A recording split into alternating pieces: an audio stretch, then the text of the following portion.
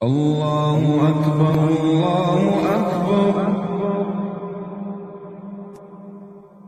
آیت نمبر 159، 160 اور 161 اور 162 کا ترجمہ اور تفسیر سمجھنے کی کوشش کریں گے۔ تو اللہ رب العالمین فرماتے ہیں ان الذین، بے شک وہ لوگ، یکتمون، وہ چھپاتے ہیں، ما، جو انزلنا، ہم نے نازل کیا، من البینات، دلیلوں میں سے، دلائل میں سے، والہدا، اور ہدایت جو ہم نے نازل کی، من بعد، باوجود اس کے، بعد اس کے، ما بیناہ، ہم نے اس کو بیان کر دیا ہے، للناس، لوگوں کے لیے، فی الکتاب، کتاب کے اندر، اولئک، یہی ہیں وہ لوگ، یلعنہم اللہ، کہ ان کے اوپر اللہ رب العالمین کی لعنت ہو، ویلعنہم اللاعنون، اور ہر جاندار جو لعنت کر سکتا ہے، لعنت کرنے والے کی لعنت ان لوگوں کے اوپر ہو۔ الا الذین، مگر وہ لوگ، تابوا، جنہوں نے توبہ کر لی، واصلحوا، اور انہوں نے اصلاح کر لی، وبینوا، اور پھر اصلاح اور توبہ کرنے کے بعد چھپانا اپنے جو ان کی یہ بری صفت تھی وہ ختم کر دی اپنے اندر سے، وبینوا، اور بیان بھی کرنا شروع کر دیا، فاولئک، پس یہی ہیں وہ لوگ، اتوب علیہم، کہ ہم ان کی توبہ کو قبول کرنے والے ہیں، وَأَنَا التَّوَّابُ الرَّحِيمُ، اور بے شک میں توبہ قبول کرنے والا اور رحم کرنے والا ہوں۔ ان الذین، بے شک وہ لوگ، کفروا، جنہوں نے کفر کیا، وماتوا، اور پھر وہ اسی حالت کے اندر انہوں نے وفات پائی، فوت ہو گئے، وہم، اس حال میں کہ وہ کفارن، کافر تھے، اولئک، یہی ہیں وہ لوگ، علیہم، ان پر، لعنت اللہ، اللہ تعالیٰ کی لعنت ہے، والملائکۃ، اور تمام فرشتوں کی، والناس اجمعین، اور تمام لوگوں کی لعنت ایسے لوگوں کے اوپر ہے، خالدین فیہا، وہ اس میں ہمیشہ رہیں گے، کس میں؟ اس لعنت کے اندر۔ یہ نہیں ہے کہ کچھ عرصے کے لیے ان کے اوپر یہ لعنت ہوگی پھر اس کے بعد ختم، نہیں، خالدین، وہ ہمیشہ رہیں گے، فیہا، اس لعنت میں، لا یخفف، نہیں کم کیا جائے گا، عنہم العذاب،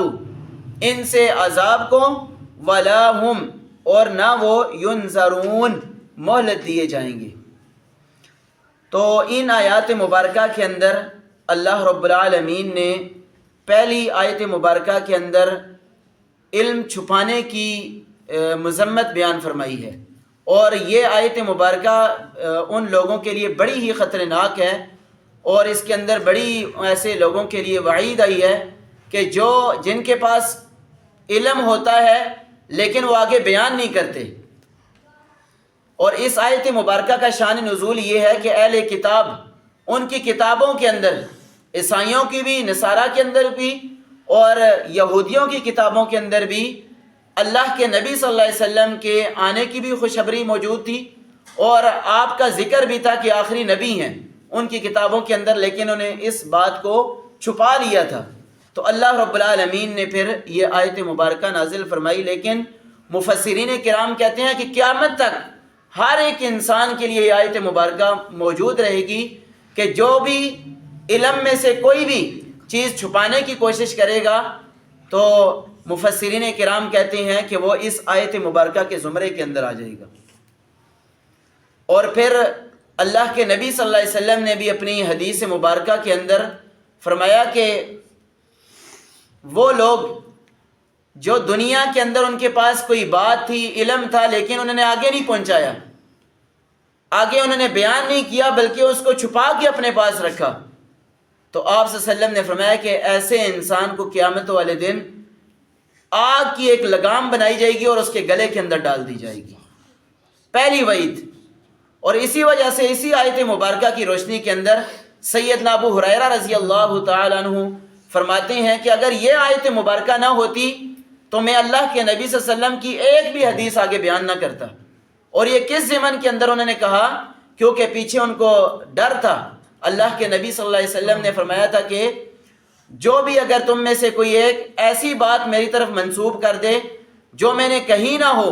وہ اپنا ٹھکانہ جہنم بنا لے۔ اس حدیث مبارکہ کے تحت وہ ڈرا کرتے تھے، اور پھر وہ کہتے تھے کہ اگر یہ آیت مبارکہ نہ ہوتی، اللہ رب العالمین اس آیت مبارکہ کے اندر فرما رہے ہیں کہ تم نے علم کو چھپانا نہیں ہے، جو چھپائے گا اس کے اوپر اللہ کی بھی لعنت ہے، اور ہر لعنت کرنے والے کی اس کے اوپر لعنت ہے جو لعنت کر سکتا ہے۔ تو یہ آیت مبارکہ سیدنا ابو ہریرہ رضی اللہ تعالیٰ فرماتے ہیں کہ اگر یہ نہ ہوتی تو میں کوئی بھی اللہ کے نبی صلی اللہ علیہ وسلم کی حدیث آگے بیان نہ فرماتا۔ اگلی آیت مبارکہ کے اندر اللہ رب العالمین نے پھر کچھ لوگوں کو بچایا ہے اس آیت مبارکہ سے۔ وہ کون سے لوگ ہیں کہ پہلے تو وہ علم چھپاتے تھے، لیکن اب جو ہے انہوں نے توبہ بھی کر لی اور اپنی اصلاح بھی کر لی، اور جو ان کے پاس علم تھا وہ چھپانا انہوں نے ختم کر دیا۔ تو اللہ رب العالمین فرماتے ہیں کہ ایسے لوگوں کی ہم توبہ بھی قبول کریں گے، اور ان کی جو غلطی ہے اس کو بھی میں معاف کرنے والا ہوں۔ اگلی آیت مبارکہ کے اندر اللہ رب العالمین نے اسلام جیسی عظیم نعمت کا مجھے اور آپ کو احساس ہوتا ہے کہ دیکھیں اللہ رب العالمین فرماتے ہیں کہ وہ لوگ جو اس دنیا کے اندر کافر ہیں اور اسی حالت کے اندر اس دنیا سے رخصت ہو چکے ہیں، تو پھر ان کے لیے کیا ہے کہ اللہ رب العالمین کی بھی لعنت ہے، تمام فرشتوں کی بھی ان کے اوپر لعنت برستی ہے، اور تمام انسانوں کی لعنت ان کے اوپر برستی ہے۔ تو یہ ہے اسلام۔ اللہ کا ہمیں شکر ادا کرنا چاہیے کہ اللہ رب العالمین نے ہمیں اسلام جیسی عظیم نعمت سے نواز دیا ہے۔ نہیں تو اللہ کے نبی صلی اللہ علیہ وسلم کی حدیث مبارکہ ہے کہ جو بھی انسان اس دنیا سے غیر مسلم یعنی حالت کفر کے اندر وہ فوت ہو گیا، تو جب وہ اللہ رب العالمین کے پاس پہنچے گا تو فرشتہ اس کے منہ کے اوپر، سر کے اوپر جو ہے ایک زوردار ہتھوڑا لگائے گا، جس کی آواز صرف انسان اور جن نہیں سنیں گے، باقی دنیا کی ہر چیز اس کی آواز کو سنتی ہے، اتنا وہ زوردار اس کو ہتھوڑا مارتا ہے۔ اور اس کے بعد پھر اللہ رب العالمین کی بھی ان کے اوپر لعنت برستی ہے، اور اللہ رب العالمین کی طرف سے فرشتے، جو بھی انسان جاندار چیز لعنت کر سکتی ہے، اللہ رب العالمین کی طرف سے ان فرشتوں کو حکم دیا جاتا ہے کہ ان کے اکاؤنٹ کے اندر لعنت لکھ دو، اور وہ لعنت پھر چلتی ہی رہتی ہے۔ آگے لی آیت مبارکہ کے اندر اللہ رب العالمین نے جیسا کہ فرما دیا ہے کہ خالدین فیہا، یہ لعنت ایسے نہیں ہے کہ کچھ محدود عرصے کے لیے ان کفار کے لیے ہوگی، بلکہ نہیں، ایسا نہیں ہے، بلکہ یہ لامحدود لعنت ہے، ہمیشہ ہمیشہ کے لیے ان کے اوپر اللہ کی بھی لعنت ہوگی، تمام فرشتوں کی بھی لعنت برستی رہے گی، اور تمام لوگوں کی بھی لعنت برستی رہے گی۔ تو اللہ رب العالمین سے دعا ہے کہ اللہ رب العالمین مجھے اور آپ کو علم چھپانے سے بھی محفوظ رکھے، اور اللہ رب العالمین نے جو مجھے اور آپ کو اسلام کی عظیم نعمت سے نوازا ہے، اللہ رب العالمین کا ہم اس کے اوپر شکر بھی ادا کرتے ہیں، اور اللہ رب العالمین سے دعا کرتے ہیں کہ اللہ ہمیں اسی حالت کے اندر اس دنیا سے رخصت فرمائے۔ آمین۔ وآخر دعوانا ان الحمد للہ رب العالمین۔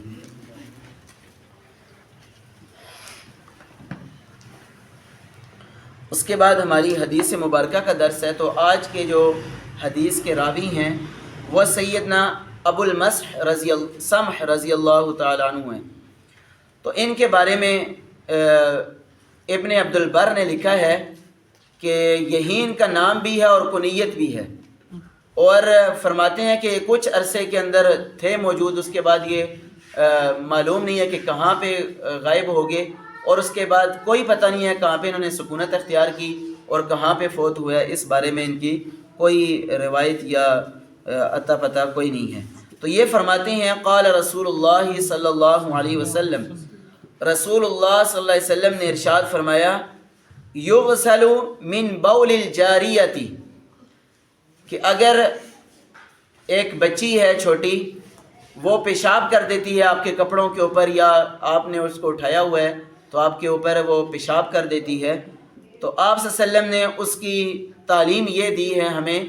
کہ ہم اس جگہ کو دھوئیں گے، کپڑے کے اوپر اگر ہے تو وہ کپڑا دھو لیں گے۔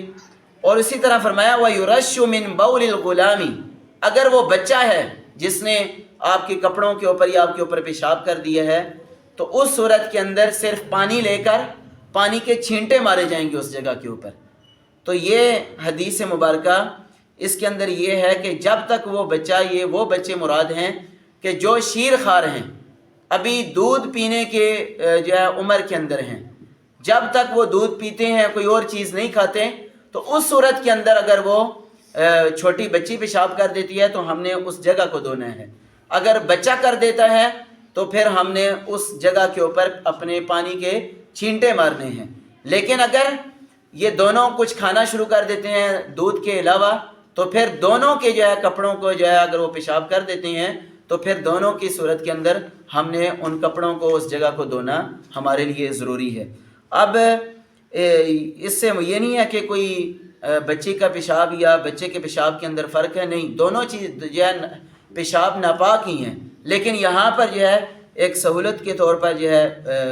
بچے کو تھوڑی سی زیادہ اہمیت دی گئی ہے۔ باقی کوئی یہ نہیں ہے کہ اس حدیث مبارکہ سے کہ بچی کا پیشاب جو ہے زیادہ ناپاک ہوتا ہے، یا دونوں چیزیں یعنی بچے کا بھی اور بچی کا پیشاب ناپاک ہی ہے، لیکن اسلام نے بس یہاں پر ایک اس کو اہمیت دی ہے بچی سے، تو اس کے اندر باقی کوئی یہ نہیں ہے کہ ہم کسی کو زیادہ فضیلت یا پیشاب تھوڑا سا بچی کا زیادہ ناپاک ہوگا بچے کا کم، ایسی کوئی چیز نہیں ہے۔ اللہ رب العالمین سے دعا ہے کہ اللہ رب العالمین مجھے اور آپ کو عمل کرنے کی توفیق عطا فرمائے۔ جزاکم اللہ خیر۔